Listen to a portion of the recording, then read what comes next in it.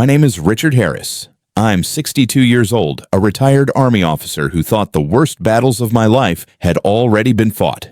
I believed war was something that stayed overseas, something that ended when I came back home to Illinois, to the little brick house my wife and I bought when we were newly married. But the battlefield came to me again, not with rifles or mortars, but in the quiet of my own kitchen, at the hands of someone I once cradled in my arms. It started on an evening that should have been ordinary. The air outside was brisk, the last of the fall leaves scraping across the driveway. Inside the kitchen smelled faintly of chicken broth. My daughter Melissa had insisted on cooking, said it would help me after the stomach cramps I'd complained about earlier in the day. She had only been back in my home for a month after years of absence, and part of me wanted to believe this was her way of caring, that she was trying to reconnect. But as I leaned against the doorway, watching her stir 2 bowls of soup, something in the pit of my stomach warned me not to relax. Maybe it was the way her shoulders hunched too tightly, or the speed of her stirring fast and nervous. My military instincts, sharpened by decades of reading people in dangerous places, whispered that something was off. Then I saw at the quick flick of her hand the glint of a small glass vial and a pale powder dissolving into one of the bowls. For a moment, I couldn't breathe. My daughter, Melissa, was lacing food with something I knew wasn't right. I had faced insurgents planting roadside bombs with steadier hands than I had gripping the edge of the counter in that instant. The little girl who once hid under my arm during thunderstorms was now trying to poison me. She called out brightly, too brightly, telling me to sit at the table while she finished. I obeyed, moving as if in a daze. My mind ran through possibilities. Was I imagining it? Could she really be so cold, so deliberate? When she turned to fetch bread from the pantry, the soldier in me reacted before the father could hesitate. I swapped the bowls in silence, setting the poison one in front of her usual chair. My heart pounded so hard I thought she might hear it when she returned. We ate together, and I forced myself to lift spoonfuls to my lips, as if nothing had happened. The soup tasted fine, ordinary. Melissa smiled across the table, a smile that seemed to stretch too wide, as though she were waiting for something. Each time she glanced at me, I felt her anticipation like a knife pressing against my skin. And each time I looked back at her, wondering how long it would take for the poison she intended for me to begin its work on her. That night, I lay in bed, the house too quiet, my body trembling not from illness, but from the enormity of what I had witnessed. My mind replayed images of her childhood, her first bicycle ride, her teenage arguments the day she stormed out at 18, swearing she'd never come back. All of it collided with the reality of her standing in my kitchen, slipping poison into a bowl meant for me. I pressed Margaret's photograph to my chest. My wife had been gone for 12 years, taken by cancer, and I had done my best to raise Melissa alone. Margaret had been the bridge, the softness to my strict discipline. Without her, Melissa and I had been 2 flints striking sparks. She left the day after her 18th birthday, and for a decade, all I had were the occasional birthday cards with no return address and phone calls that ended before we could say anything real. When she appeared on my doorstep last month, hollow-eyed and carrying 2 suitcases, I welcomed her back. Maybe it was guilt. Maybe it was loneliness. Maybe I simply wanted to believe in second chances. But second chances, it turned out, can carry hidden blades. Around midnight, the pain hit me. Not from the soup, but from the memories, from the dawning truth that my daughter had truly tried to kill me. My stomach clenched with a phantom ache, as if my body wanted to mimic the suffering she must have been feeling downstairs. I couldn't sleep. I paced the floor, my military training forcing order on my thoughts. If Melissa had tried once, she would try again. If she had a reason, it had to be uncovered. I had faced ambushes before, and this was no different. Assess the threat, gather intelligence, prepare the counterstrike. Every tick of the clock sounded louder, sharper. My mind churned through questions I had no answers for. Where had she gotten the substance? How long had she been planning this? Was I the only target, or just the first, and perhaps the hardest question of all, why? The ache in my chest that night was not fear. I had faced death enough times not to fear it. It was grief, pure and sharp, the grief of realizing that the daughter I had once carried on my shoulders had returned to me, not for reconciliation, but for inheritance. I knew what my estate was worth, a house valued at over $500,000, a pension life insurance that could support someone for years, enough to tempt someone desperate, enough to turn blood into motive. By dawn, I had made a decision. I would not confront her yet. I needed proof. I needed to be methodical because if I accused her without evidence, she would deny, twist, manipulate. And worse, she would know I was aware. So I kept my silence, even as I heard her moving around the kitchen the next morning, the sounds of drawers and cabinets, the clatter of a dish hitting the floor. I locked my door that night for the first time since I'd bought the house. The soldier in me had taken control. This was no longer about father and daughter, it was about survival. I stood by the window as the sun rose. The street outside bathed in pale amber light. The neighborhood looked unchanged, mailboxes lined neatly, children's bikes in driveways, the hum of an early commuter car. But inside, my world had shifted permanently. I whispered to the empty room to Margaret's photograph on the dresser. She tried to kill me. Our daughter tried to kill me. Saying it aloud made it real, and in making it real, it became something I could fight. I turned from the window, steadying myself. The battle had begun, and I would not let my guard down again. The day after that poisoned supper, I moved through the house like a ghost. My stomach had settled, but my mind was a storm. Every sound, the creak of the floorboards, the hum of the refrigerator, the squeak of the faucet felt exaggerated, as if the house itself was on alert. Melissa moved around downstairs, humming softly the way she used to when she was a girl. The tune was cheerful, but in my ears it sounded false, rehearsed. It made my chest ache. I tried to remember when I first noticed the change in her. Not last night, the change had come long before that. Maybe back when she was 16, when every rule I made seemed like a prison to her. I had been strict, too strict sometimes, but after Margaret died, I didn't know how else to keep the world from swallowing her whole. I thought protecting her meant holding her tight, but Melissa only pulled further away. I saw it in her clothes, in the sharpness of her makeup, in the way she tossed her head when she thought she had won a fight. The final blow came on her 18th birthday. She told me she was done living under my roof, that she was leaving. I stood at the window that morning as she loaded her car. No hug, no backward glance, just the slam of the door and the grinding sound of tires pulling away. I told myself I had lost her then, and maybe I really had. For 10 years, she was a shadow phone calls that lasted no more than 3 minutes, birthday cards with glitter that always left smudges on my desk, but no return address to answer. I lived with the ache, but I learned to fill the house with silence. I learned to eat alone, sleep alone, and let the memories of her childhood carry me through. Then, one gray afternoon last month, she appeared at my doorstep again. 2 suitcases, hollow eyes, and a voice so soft I barely recognized it. "I need somewhere to stay, Dad. Just for a while." I had opened the door wide and pulled her inside without asking questions. In that moment, I thought God had given me back my daughter. I thought maybe it wasn't too late. Now, weeks later, I replayed that night in the kitchen and wondered if I had simply invited betrayal under my roof. I wanted to believe I was wrong. I wanted to believe the powder I saw dissolve into the soup was medicine seasoning anything but poison. But my body knew the truth. My gut, trained to sense danger, told me louder than words could, "Richard, she wants you gone." At breakfast that morning, she acted as if nothing had happened. She buttered toast, poured me coffee, and asked how I was feeling. Her smile was gentle, almost tender, but her eyes flicked toward me too often, waiting for signs of weakness. I pretended to sip the coffee, though every nerve screamed not to swallow. "Better," I said, my voice steady. "Much better." She nodded, as if relieved, though something hard flashed in her gaze. The rest of the day, I kept to myself. I told her I needed to sort through old army papers, and I shut myself in my study. Instead of paperwork, I wrote down everything I remembered from the night before. The time she carried the bowls to the table, the way she disappeared into the pantry, the exact spot on the counter where she tucked the vial into her jeans pocket. 30 years in the Army had taught me the importance of recording details under stress. Now those skills were my lifeline. But recording wasn't enough. My mind kept circling back to the question of why. Why would Melissa want me dead? I had never been rich, but I had built a stable life. The house, my pension, life insurance. I knew the numbers, 600,000, give or take.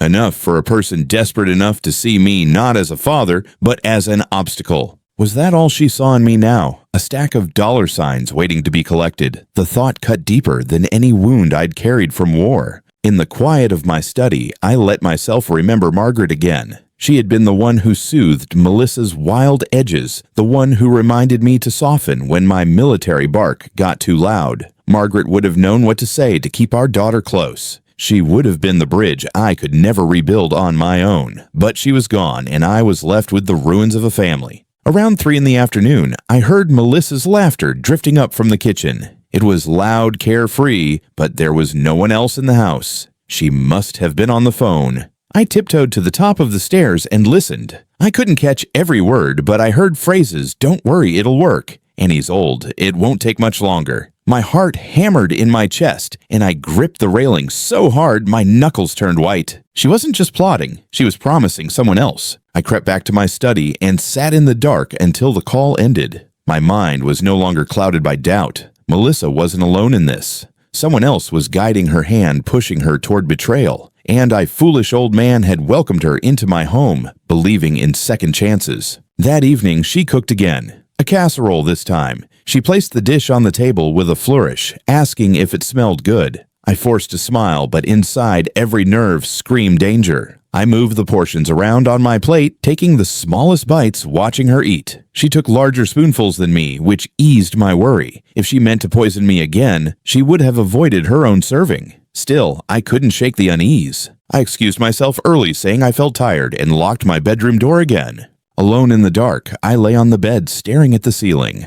A father shouldn't doubt his child this way. A father shouldn't imagine his daughter plotting his death. And yet, here I was, counting the seconds of silence between her footsteps downstairs, listening for the creak of the stairs that would signal her approach. Every instinct told me I was living with a predator, and the predator had my daughter's face. That night, I accepted a truth I had resisted since the soup. I could no longer see Melissa as just my child. I had to see her as a threat. If I wanted to survive, I had to treat her the way I once treated enemy combatants, with caution, with vigilance, with eyes wide open.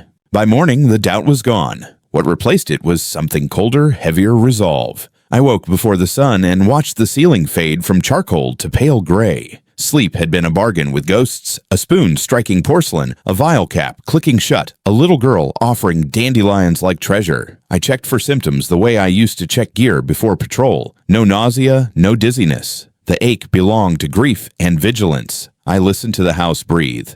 I opened the nightstand and set the fountain pen Margaret gave me beside a yellow legal pad. Paper has no opinion. It preserves what you tell it. I recorded the previous night with the neatness of an after-action report. 2 bowls white powder dissolved into the left pantry trip, lasting 10-second silent swap while she fetched bread, her eyes brighter than her smile when we ate. I underlined powder 3 times and felt my hand steady. The hall smelled of lemon cleaner and coffee. Melissa hummed downstairs an old pop hook that seeped under her door when curfew meant war. I moved carefully, shoulder brushing the wall the way I cleared doorways. I brewed a fresh cup, more ritual than thirst. On the counter, details announced themselves: a dusting of white near the stove that wasn't flour, a grocery receipt by the fruit bowl, a glass stirring spoon scrubbed to a squeak. I photographed the counter, slid the receipt into my pocket, and wiped the dust with a damp towel. The text came mid-morning from an unknown number. "How's he doing? No name, just entitlement." Melissa was humming at the sink. A stranger was taking attendance on my health, while my daughter stood 20 feet away. I screenshotted the message and lowered the phone face down. On the legal pad, I wrote "outside contact monitor." I needed privacy. And a task. I told Melissa I'd be in the attic sorting uniforms, which was true and useful. Among footlockers and boxes, I made a command post. On painter's tape, I wrote a checklist and stuck it to the attic door locks. Beneficiaries, bank, lawyer, lights, document everything. Cold light and the scratch of maple branches slid through the gable window. Memory followed, not just the day she left at 18, but the in-betweens, the time she came home, devastated because a friend told her secret, the way she swore she would never become the kind of person who used people. I believed her. I believed there was a core Margaret had planted: kindness, humor, the reflex to protect. I tried to locate that core now and found only distance. The grocery receipt told its own story. 2 items circled in blue pen chamomile tea and antacids harmless enough, and a third that didn't fit latex gloves from the pharmacy end cap purchased with cash, time stamped 10 minutes before she walked through our door. Paper can make your heart gallop. I photographed it and tucked it back where I'd found it, the way you return a tripwire after you've noticed it. Water ran upstairs and the pipes sang. I used the moment to inventory the kitchen medicine cabinet. Nothing missing, nothing new except a cold medicine box that didn't match its chart. I didn't touch it. You don't disturb a scene you may need to explain. I wrote down brand and lot number and taped the note beneath the coffee maker where I'd look. Doubt tried to bargain. Maybe she bought gloves for cleaning. Maybe the dust was flour. Maybe the text belonged to a wrong number. Doubt is seductive. It offers a softer story to kneel on, but the memory of her watching my spoon rise refused to soften. Anticipation sat on her face like a mask. My body recognized predation even while my mouth kept reaching for the word daughter. At dusk, I sat on the back steps with my jacket zipped to my throat and watched the light drain from the narrow lawn that had held so many holidays. Inside, dishes clinked. Melissa moved with the brisk efficiency of someone staging normalcy. I breathed leaf mold and chimney smoke and practiced calm like a drill. There was a time when I would have marched downstairs and demanded the truth, trusting emotion to carry the case. But emotion is a poor witness. I intended to be believed. On the pad, I wrote a new list: call the lawyer, review beneficiaries, change the locks, speak to the bank, consider outside help, set up recording, copy everything. The words looked like a rope bridge stretched one plank at a time across a canyon I had no choice but to cross.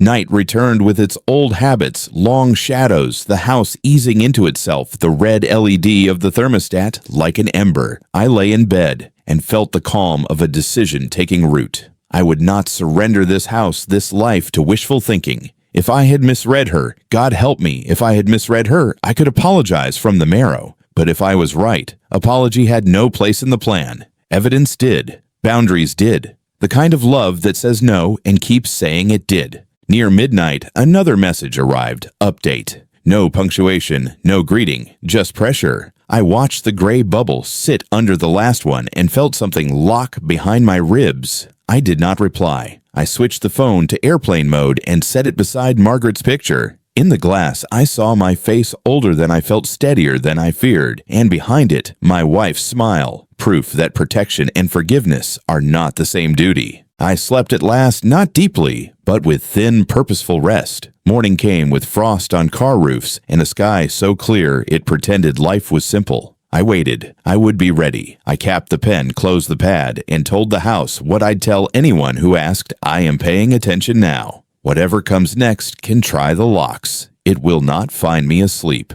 Evening carried a hush that clung to the walls. The house smelled of onions simmering in broth steam, fogging the kitchen window until it blurred the oak outside into a shadowy smear. I stood in the doorway, watching Melissa ladle soup into 2 white bowls. Her movements were practiced but sharp, the way a soldier checks gear while thinking about something else entirely. I leaned my shoulder against the frame and slowed my breathing. Observation was survival. The vial appeared as if conjured. A small glass tube barely the size of her thumb materialized between her fingers. She tilted it, and a stream of white powder slipped into the left bowl. She stirred quickly, so quickly it was obvious this was rehearsed, not improvised. The powder dissolved in seconds, leaving nothing but the pale sheen of broth. My heart thudded like a fist on a locked door. She tucked the vial into her pocket as if she had dropped sugar into coffee. Routine. Ordinary. Murder disguised as habit. She glanced over her shoulder. Almost ready, she said, voice lilting too bright. Just letting it cool.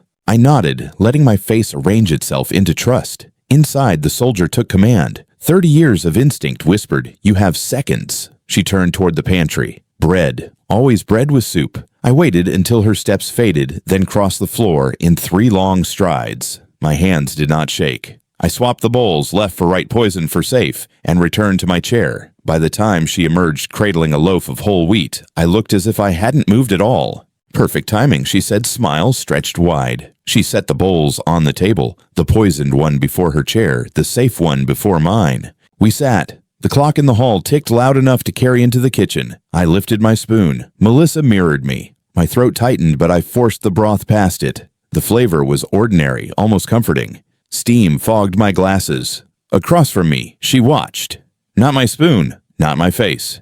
She watched for collapse for the moment when her plan bloomed. But collapse did not come. Instead, she tasted her own work. She lifted the spoon, blew, gently sipped. For a heartbeat, I thought she would notice some bitter trace on her tongue, some grit between her teeth. But her smile deepened, and she took another mouthful. We ate in silence, punctuated by the scrape of metal against ceramic. My pulse kept time with each clink. My stomach, through tense, held. She dabbed her lips with a napkin, eyes searching mine with what might have passed for concern to an outsider. To me, it was anticipation sharpened to a point. She wanted me to falter, to lean forward, clutching my belly to give her proof that the powder had done its work. I gave her nothing, only calm chewing and the occasional polite nod. Minutes crawled. She emptied her bowl halfway before slowing her spoon, resting more often against the rim. A hand went briefly to her abdomen, a small press, as if adjusting her posture. She masked it quickly, but I saw. The poison was working not on me, but on her. I murmured, just what I needed. My own words tasted like iron, gratitude from a father to a daughter, while in truth the soup between us was a weapon she had loaded. When my spoon scraped the bottom, I pushed the bowl back gently. I should get some rest, I said. Of course. Her voice was soft, almost tender, but the muscles at her jaw twitched. I'll clean up. You go rest. I rose, each step deliberate, my hand brushing the banister like a man twice my age. Upstairs in the dark, I listened to the kitchen below, the clatter of dishes, the rush of water. Once I thought I heard a muffled groan, quickly swallowed. I sat on the edge of my bed and stared at Margaret's picture. She's poisoning herself, I thought, and she doesn't even know. The ache that filled me wasn't triumph. It was grief, thick as tar. A father should not watch his child collapse under the weight of her own betrayal, but I also felt something harder, the cold steadiness of survival. If she had succeeded, if I had trusted, I would already be cold in the ground. I recorded the evening in my notebook time sequence, exact gestures, evidence layered like sandbags against denial. By midnight, the house was silent. My chest tightened not with fear, but with sorrow. Somewhere below me, the daughter I once carried on my shoulders was nursing poison meant for me, and I, the father, was preparing for the war she had declared without words. The night passed in fragments. I dozed, then woke to silence that pressed against the walls. Each time I opened my eyes, I half expected to hear footsteps on the stairs, a doorknob rattling, a shadow slipping across my threshold. But the house remained still, broken only by the ticking clock and the groan of old wood. My body stayed tense, as if waiting for mortar fire that never came. When the first sliver of gray crept across the curtains, I rose with the stiffness of someone bracing for battle. Downstairs, the air carried the faint tang of soap and something sour beneath it. I followed the smell into the kitchen and found Melissa hunched at the table. Her face was pale, lips colorless, sweat shining along her temples, both hands pressed against her stomach as if trying to hold herself together. She looked up when I entered, her eyes wide and clouded with pain. "Dad," she whispered, voice frayed. "I feel terrible. My stomach's on fire." I poured myself coffee, slowly letting the gurgle of the pot fill the space. My hands were steady, though my chest thundered. I watched her over the rim of the mug, cataloging every twitch, every tremor. She was suffering, yes. But she was alive enough to speak, alive enough to lie, if given the chance. "That's interesting," I said at last. My voice came out calm, too calm. "What exactly did you add to my soup last night?" Her head jerked up. Color drained from her cheeks, leaving her almost gray. I don't know what you mean." The words tumbled out too quickly, practiced denial clinging to them. I set the mug down with care. "Think carefully, Melissa, because I saw it. The vial, the powder, every movement." For a moment, silence stretched. The only sound was the old refrigerator humming against the wall. Then her composure cracked. She shook her head, hands trembling as they left her stomach to clutch the edge of the table. "You're paranoid. You've always been paranoid. You imagined it." I leaned forward, letting the authority I'd once used on soldiers edge into my tone. "I switched the bowls, Melissa, while you were in the pantry. Whatever you planned for me, you're feeling it now." Her mouth opened, then closed. Her eyes darted, searching for escape, but the truth had cornered her. At last, she whispered, No, that can't be." Her voice broke. You what?" The denial gave way to panic. She lurched upright, nearly knocking her chair over, and clutched her stomach again. Tears welled, streaking down her face. "I wasn't trying to hurt you. Not really. She stopped, choking on a sob. "I needed the money. Dad. I thought if you got sick, just sick enough, maybe the hospital. Maybe." My chest tightened not from weakness, but from rage. You thought you'd inherit faster. The words tasted like ash. She covered her face with her hands, shoulders shaking. It wasn't supposed to be fatal, she cried. Just enough to make you weak. A heart problem, something that would look natural. He said it would work that way. He! The word exploded from me. She froze, realizing she had said too much. My voice dropped, each syllable heavy. You weren't even clever enough to plan this alone. Who's helping you? Her silence was answer enough. I stood chair scraping loud against the floor. The anger inside me was no longer hot. It was cold, solid, the kind of anger that shapes decisions. Get out. She blinked through tears, disbelief flashing across her face. Dad, please. Get out, my voice cut like steel. She staggered back, hands groping for support. You can't throw me out. I'm your daughter. The words landed with no weight. I pointed toward the stairs. 10 minutes. Pack whatever you can carry, then go. Her face twisted fear, sliding into fury. You'll pay for this. She hissed venom in her tone. This isn't over. She fled, her footsteps thundering above me, drawers slamming, zippers rasping shut. 8 minutes later, she dragged 2 suitcases to the door. She didn't look at me until she was halfway across the threshold. Then she turned, her eyes dark and blazing. You'll regret this, she spat. The door slammed hard enough to rattle the pictures on the wall. The silence that followed was thicker than before, pressing in until it felt like the house itself was holding its breath. I stood alone in the kitchen, coffee cooling untouched on the counter. The ache that filled me wasn't just betrayal, it was mourning. My daughter had died to me long before this morning. The girl I once knew had been buried under greed, desperation, and the influence of someone whispering in her ear. I sat at the table and pulled my notebook closer. My pen scratched across the page. 600 hours. Confronted Melissa. Admission by implication. Mentioned outside accomplice. Expelled from residence. The act of writing steadied me. Evidence would be my shield now. Through the window, I watched her car back down the driveway, tail lights glowing red against the pale dawn. She turned left, disappearing beyond the maples lining the street. For a moment, I thought of running after her, of begging her to remember who she used to be. But that impulse died quickly. The man she had conspired with, whoever he was, had taken root too deep. When the last trace of her was gone, I locked the door and turned the deadbolt. For the first time in my life, I felt the need to protect myself, not from strangers, but from my own blood. I sat with the silence until it hardened into purpose. The mug on the counter had gone cold, a ring of coffee marking where I had set it. When the world tilted, I rinsed it and watched the brown spiral disappear down the drain. Small order, then larger order. That was how we built forward bases. That was how I would build a defense in my own home. The notebook opened to a fresh page. I drew a line and labeled it like an operations board. Facts on the left, actions on the right. Facts witnessed adulteration of food, executed bowl switch, observed subsequent illness, implicit admission, mention of outside influence, threatening exit, actions secure residence, secure assets, secure counsel, identify accomplice, preserve evidence, maintain tempo. Writing turned panic into plan. Locks first. The old deadbolt had done its duty, but years were no longer enough. I bought a reinforced strike plate, longer screws, a smart lock I could control from my phone. Back home, I worked methodically, wood shavings gathering at my knees. When the new bolt slid home with a solid clack, something inside me settled. Security next. I ordered discreet cameras, doorway, hallway, kitchen, nothing theatrical, only the quiet eyes of accountability. I added a small wireless panic button beneath the arm of the chair where I often read. It would signal the alarm company without a word. I preferred to trust people, but I trusted systems more. Assets. I pulled folders from the safe, like instruments from a kit I had not wanted to use again. Life insurance pension statements, house deed beneficiary forms. Margaret's handwriting surfaced on an old sticky note. Remember the garden bulbs, and the ache that rose in me felt clean. I set it aside so it would not get lost among uglier papers.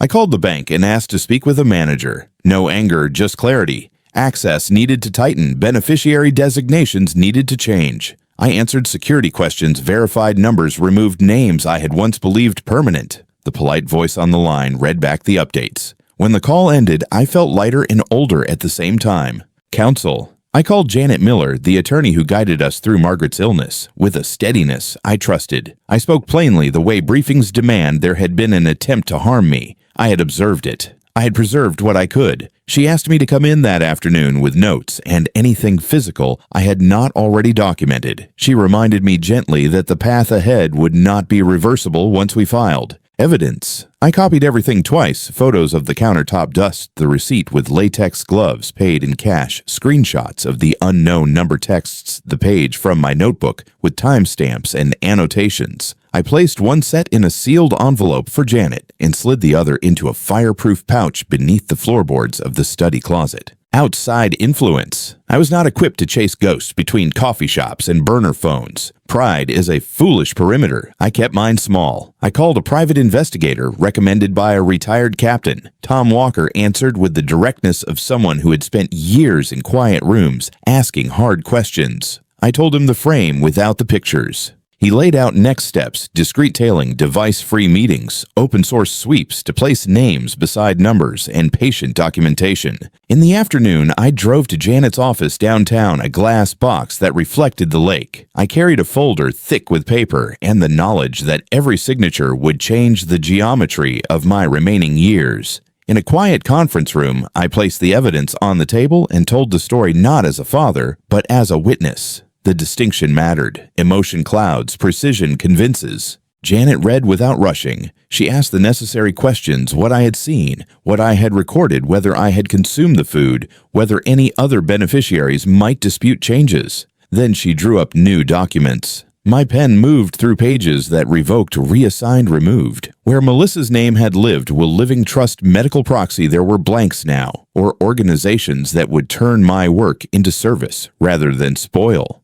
We spoke briefly about law enforcement. I told her I wanted the record strong before I invited uniforms into my hallway. She underlined a date and wrote a detective's name she trusted when family and money mixed into accusation. Soon, she said, not as an order, but as a horizon. At home, a small package waited. The cameras had arrived sooner than expected. I mounted them with care, angling lenses to see without prying, to witness without turning me into a suspect in my own rooms. The panic button nested beneath the chair arm, as if the wood had always meant to hold it. I tested the system once and watched the alert bloom on my phone like a flare. Then I silenced it and sat in the chair, listening to the house share its old creaks with its new watchers. Dusk slid over the neighborhood, and with it came clarity that did not ask for permission. My daughter had crossed a line I could not erase. I would not cross the line that made me a fool. The bigger picture was not an abstract. It was a map with coordinates. I could point to locks, changed accounts, secured counsel, retained evidence, preserved surveillance, active investigator engaged.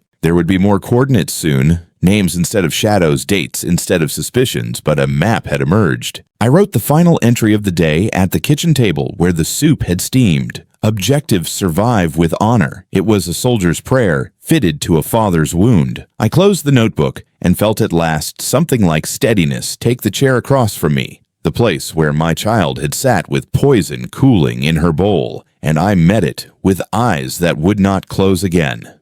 Tom Walker called 3 days later with the kind of voice that carries both caution and certainty. He asked me to meet him at a diner off Route 41, the sort of place where truckers swap stories and waitresses know the regulars by name. I arrived early, chose a booth in the corner, and kept my back against the wall. Old habits are anchors.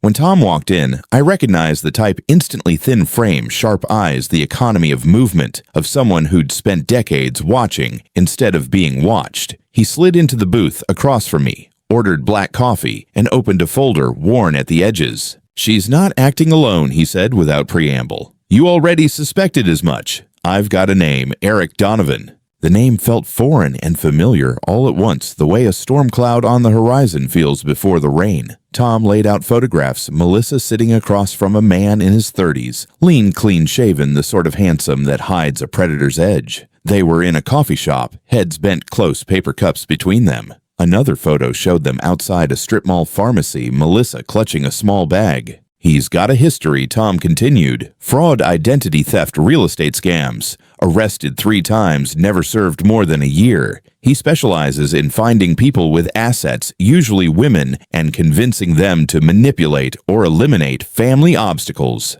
He's done it before." I stared at the photos until the edges blurred. Melissa's face glowed with attention, with trust, maybe even with love. My stomach tightened with the realization that she wasn't just conspiring. She believed she had found an ally, someone who would stand beside her, even in betrayal. Tom slid another sheet across the table, a list of calls and texts, dozens of contacts between them over the last month, always short, always followed by meetings. He's been coaching her step by step. The poison sourced through one of his connections. He paid cash. She was the delivery system.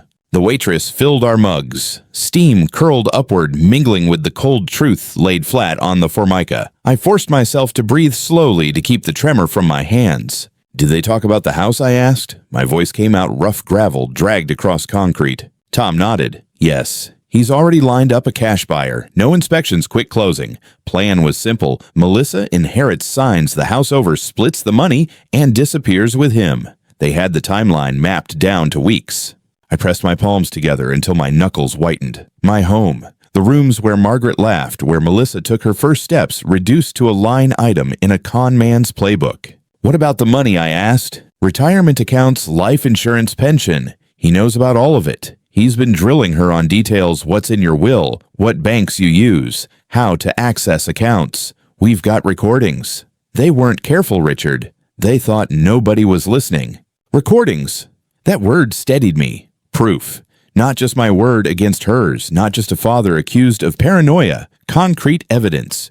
Tom leaned closer. "This isn't the first time he's tried it. We traced 3 other women. 2 ended broke. 1 is in prison for fraud because she carried out his schemes while he vanished with the money. Same pattern, charm, isolation, manipulation, crime. Melissa's just the latest." I swallowed hard. Anger rose like bile, but beneath it was something heavier, grief sharpened by helplessness. My daughter wasn't merely greedy. She had been targeted, shape turned, but she had chosen to follow. No one poured poison into that vial but her. Tom closed the folder, his gaze steady. "You've done the right thing, documenting everything. Now you need to decide how far you're willing to go. Law enforcement will take this seriously, but once they're involved, you can't pull back. Your daughter will face charges. This Donovan character will too. There won't be any quiet resolution."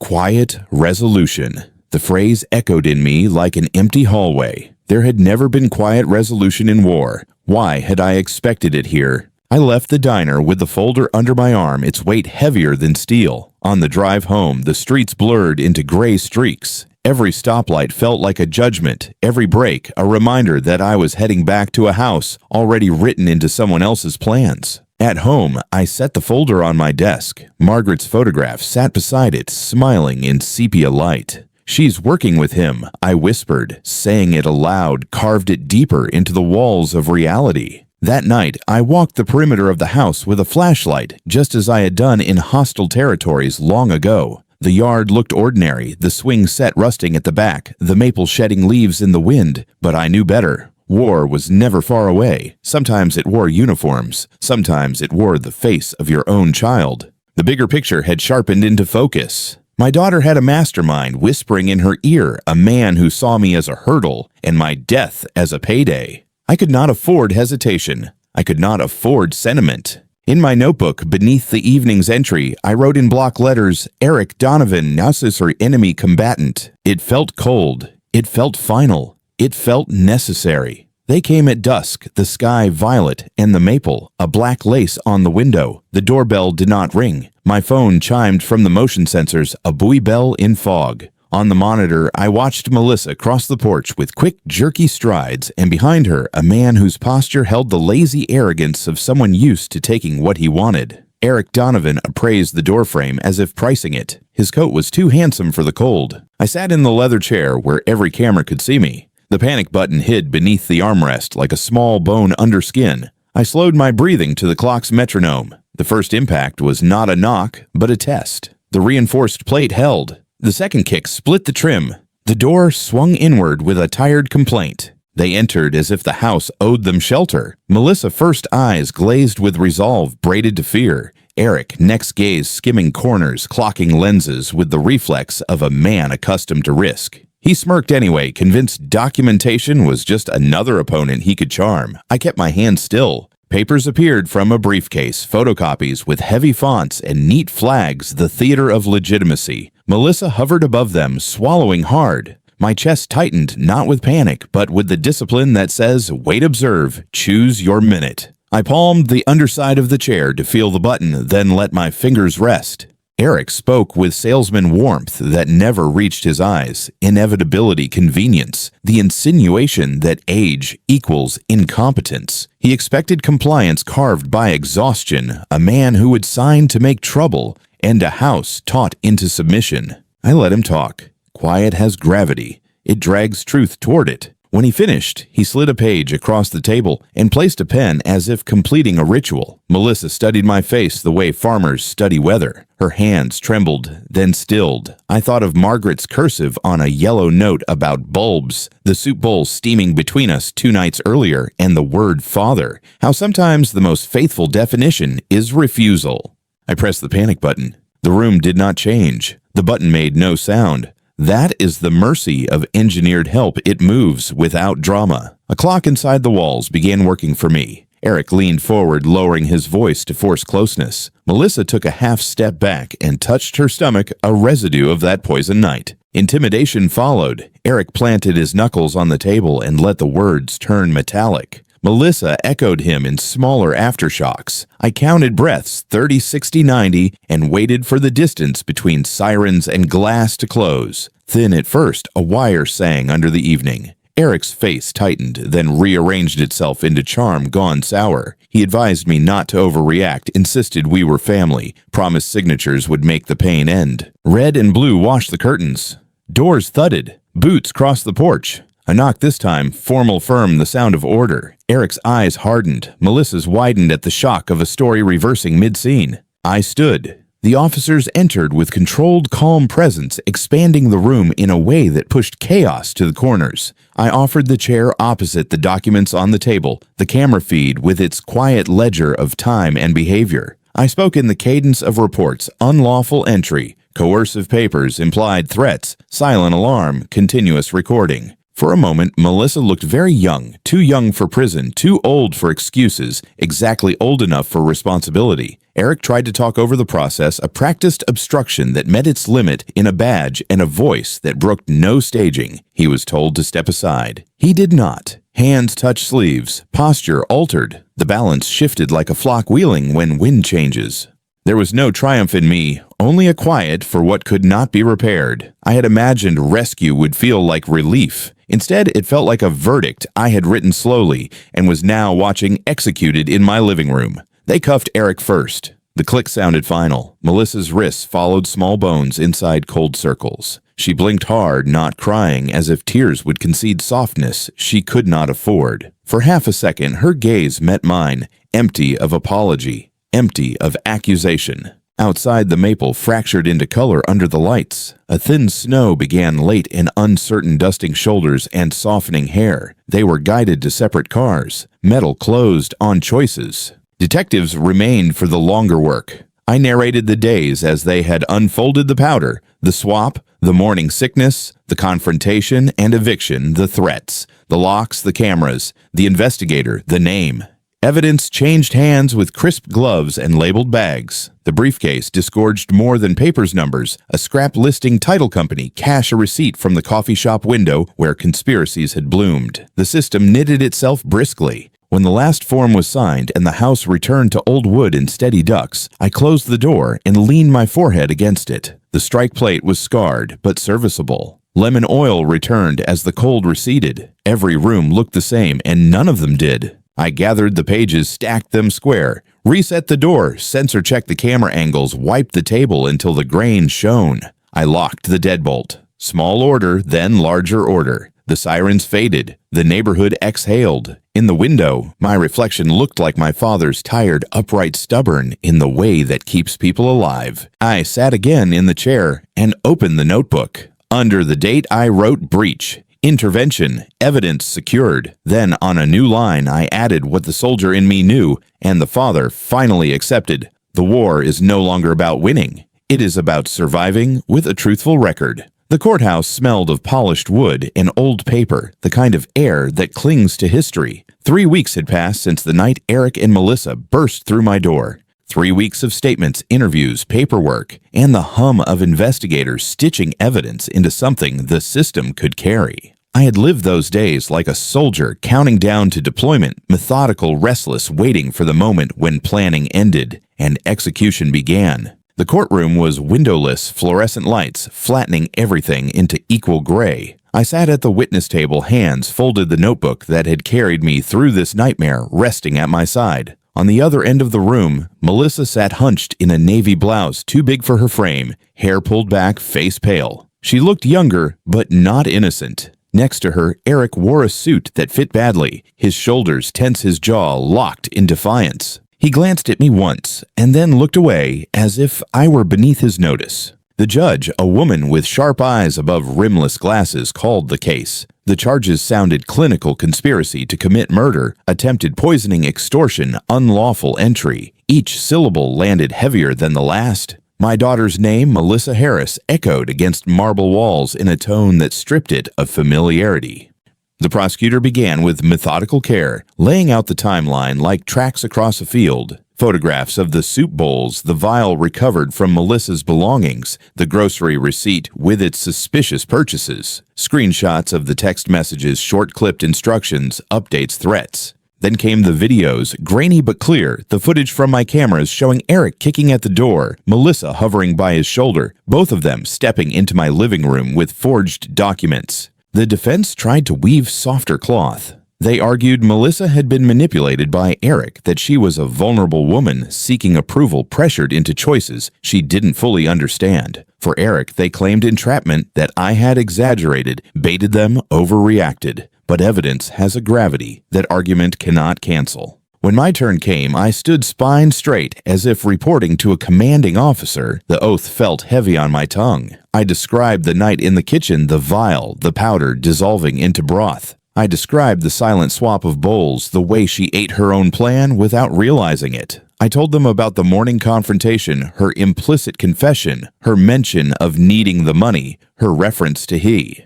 I spoke of the eviction, her threats, the break-in with Eric at her side, the silent alarm, the recordings. I limited my words not out of reluctance, but out of discipline. Emotion is a storm that clouds the record. I wanted clarity, precision, so no juror could claim uncertainty. Still, when I looked toward Melissa and saw her eyes, lowered shoulders, trembling grief pressed against my chest like a weight I had to carry in silence. Cross-examination came with sharp edges. The defense attorney pressed, was I certain of what I saw? Could age or stress have blurred my perception? Could the powder have been something benign? I answered steadily, each reply anchored by notes, timestamps, physical evidence. 30 years in uniform had trained me to face pressure without flinching. In that courtroom, I used every ounce of it. When my testimony ended, I returned to the bench and folded my hands. The hours stretched into days. Witnesses came, neighbors who saw Melissa return late at night, the investigator Tom Walker presenting his surveillance of coffee shop meetings, the pharmacist noting the unusual purchase of medication. Piece by piece, the puzzle built itself in front of 12 strangers who would decide what became of my daughter. The verdict came on a Friday afternoon. The jury filed back in eyes, solemn expressions unreadable. The foreman stood, voice steady, guilty on all counts. The words fell like stones, building a wall between past and future. Melissa sobbed openly, then shoulders shaking, hands covering her face. Eric sat rigid jaw, clenched eyes fixed forward as though daring anyone to call him what he was. The judge pronounced sentences: Melissa 6 years in state prison with the possibility of parole in 4. Eric 10 years, his prior record lengthening the wait, both to carry permanent criminal records. The bailiffs moved to escort them. For a moment, Melissa lifted her head, eyes, red lips trembling. Our gazes locked. In that second time folded, she was the child who once begged me to check for monsters under her bed, and the woman who had tried to poison me for money. "I'll never forgive you," she mouthed. My reply rose without hesitation, though my throat felt raw. "I've already forgiven myself for protecting others from you." She was led away. Eric followed, scowling, his arrogance cracking at the edges. The door closed behind them with the echo of finality. The judge thanked the jury, adjourned the court. Chairs scraped, voices rose, but I remained seated for a moment, letting the weight settle. My daughter was gone, not in death, but in choice, in judgment, in the irrevocable severing of what we once were. Outside, the air smelled of exhaust and rain. Reporters waited, but I gave them nothing. I walked down the courthouse steps, a lone folder pressed against my chest like a shield. The trial was over. Justice had spoken. But justice does not heal. It only records, punishes, prevents. Healing, if it ever came, would have to be built from quieter bricks. That evening back home, I stood in the kitchen where it had all begun. The counter was clean, the bowls put away, the cameras still watching. I poured myself a glass of water, drank it slowly, and wrote the day's final entry in the notebook. Verdict, guilty.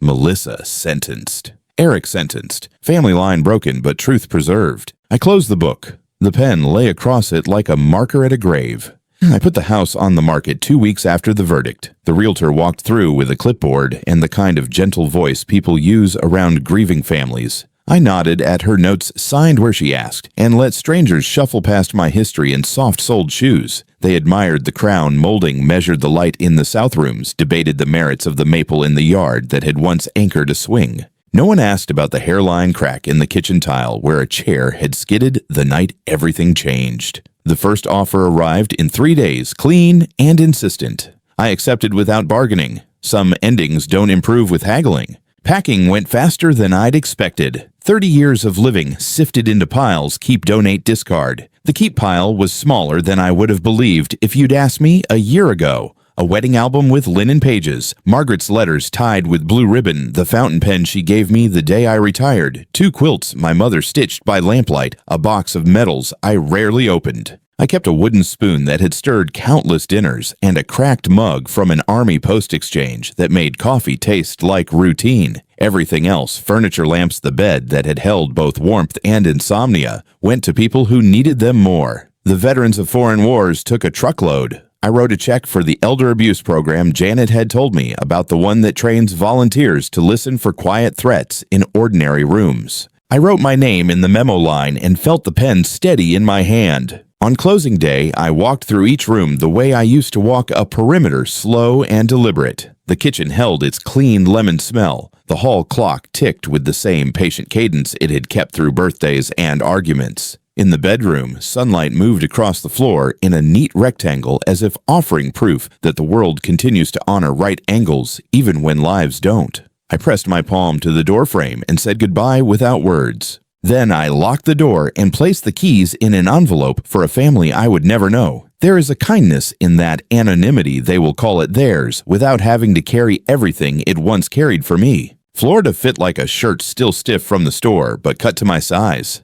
I rented a 1-bedroom at a retirement community 20 minutes from the bay, a place where people nod to each other on morning walks, and the air smells of salt and cut grass. The first week felt like landing after turbulence, knees, unsteady breath, cautious relief, refusing to announce itself too loudly. I learned the cadence of the place coffee at 7 in the common room, water aerobics at 9 for those who like to laugh, bingo for those who like to pretend they didn't care, who won chess on Thursdays when the hall quieted and concentration made its own weather. I volunteered at the VA clinic on Tuesdays and Fridays, a steady 4 hours of guiding people through forms and questions they shouldn't have to answer alone. The veterans taught me new definitions for patience and pride. We didn't talk about the worst parts. We talked about car trouble and fishing and which cafeteria sandwich could be trusted. Sometimes a story slipped out sideways, a son who moved back in and started counting pill bottles, a niece who suggested signing a simple power of attorney, a neighbor who suddenly became very helpful. I knew what to listen for. I knew how to say gently that help and control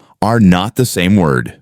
Routine is a bridge with humble planks. Morning walks, laundry on Wednesdays, a call from Janet once a month to make sure I had everything I needed. An older gentleman named Bill lived 3 doors down. He knocked once with a chessboard under his arm and a grin that promised he would be patient while I remembered the difference between openings and wishful thinking. We played most Thursdays at a small table by a window. He was kind in the way that lets you lose without feeling smaller. The letter from Melissa arrived in late spring. The envelope was thin, the handwriting slanted and careful. I recognized the shape of her M, the way a father recognizes the gait of a child across a field. I placed the envelope on the table and let it sit there for a day before I opened it. Inside, the words worked hard to thread remorse through justification, faith through fear, longing through calculation. She said she had changed. She said she had found a new way to think about what matters. She asked for another chance. She told me that time was teaching her.